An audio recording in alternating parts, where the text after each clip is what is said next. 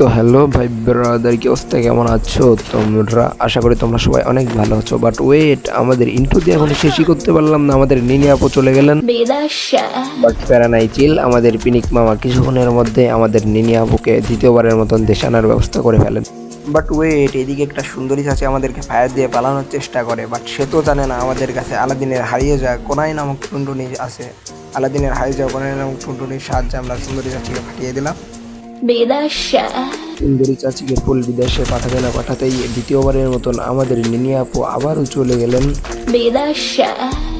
তৃতীয়বারের মতো নিনি আপুকে বিদেশে থেকে দেশে আনার উদ্দেশ্য নিয়ে আমরা যাচ্ছিলাম ভেন্ডিং মেশিনের দিকে, এবং তাকে বিদেশে থেকে দেশে আনার পরে আমরা এখন চলে যাব কোনো এক সুন্দরী চাচির খোঁজে।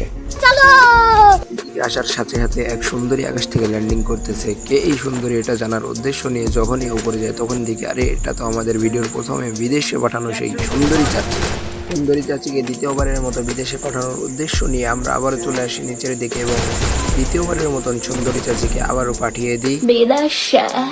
সুন্দরী চাচিকে নক করার পরে আমরা হালকা পাতলা তার সাথে টিমিং করে নিই, এবং টিমিং করার শেষে আমি ভেন্ডিং মেশিন থেকে কিছু লুট করে নিই এবং চলে যাই আমাদের ডান্ডাওয়ালা সান্ডা মামার কাছে।